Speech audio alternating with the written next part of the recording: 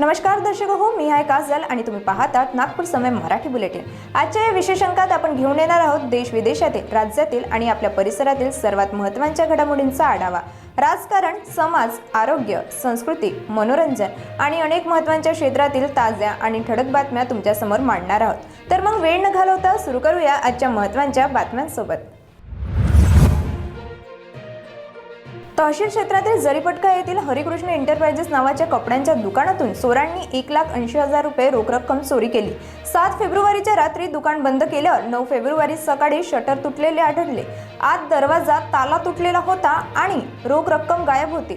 CCTV फुटेजमध्ये 2 युवक ताला तोडून दुकानात घुसत आणि रोख रक्कम घेऊन जाताना दिसले। पोलिसांनी प्रकरण नोंदवून 4 आरोपींना अटक केली आहे। सतत वाढत चाललेल्या चोरीच्या घटनांमुळे व्यापाऱ्यांमध्ये दहशत निर्माण झाली असून पुढील तपास सुरू आहे। नागपूरच्या हिंगणा भागात घरगुती गॅस सिलेंडरच्या काळाबाजारीचा मोठा पर्दाफाश झाला आहे। अपराध शाखा युनिट 1 ने खडकी गावात छापा मारून अवैध गॅस रिफिलिंगचा उलटगा केला।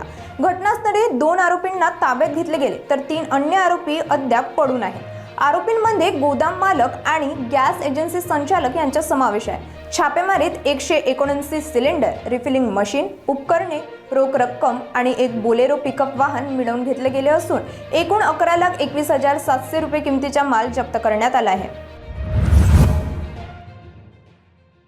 नागपूरच्या डायमंड नगरमध्ये 9 फेब्रुवारी 2026 रोजी संत गजानन महाराजांचा 148वा प्रकट दिन भक्तिभावाने साजरा झाला। सकाळी मंदिरात विधिवत पूजा अर्चना आणि सामूहिक पारायण झाले। महिला भक्तांनी प्रत्येक अध्यायाचा वाचन केला आणि आरतीनंतर परिसर भक्तिमय झाला। या कार्यक्रमात गजानन महाराजांची भव्य पालखी सोनेरी फुलांनी सजवून काढण्यात आली, ज्यावर भक्त टाळ मृदंगांच्या तालावर नामस्मरण करत चालले। लहान मुलांनी पारंपरिक वेशभूषा धारण करून फुलांची उधळण केली। शोभायात्रेनंतर महाआरती झाली आणि भक्तांना महाप्रसाद वाटप करण्यात आला। हा उत्सव भक्ती, श्रद्धा आणि सामाजिक ऐक्याचे प्रतीक ठरला। राष्ट्रवादी काँग्रेसचे अध्यक्ष शरद पवार यांची तब्येत अचानक खालावल्यामुळे त्यांना 9 फेब्रुवारी सोमवार रोजी पुण्यातील रुबी हॉल क्लिनिकमध्ये दाखल करण्यात आले। प्राथमिक तपासानंतर रुग्णालय प्रशासनाने सांगितले की त्यांचे आरोग्य आता पूर्वीपेक्षा चांगले आहे। तपासणीनंतर शरद पवार यांना तज्ञ डॉक्टरांच्या निरीक्षणाखाली ठेवण्यात आले। डॉक्टरांच्या म्हणण्यानुसार 1-2 दिवसात त्यांना डिस्चार्ज देण्यात येईल। आजच्या नागपूर समय बुलेटिनमध्ये इतकंच। आम्ही तुमच्या समोर आणत राहू ताज्या, महत्त्वाच्या आणि ठळक घडामोडी। बातम्या आवडल्या असतील तर नक्कीच तुमच्या मित्रमंडळींसोबत शेअर करा आणि हो, पुढच्या अंकासाठी आमच्यासोबत राहा।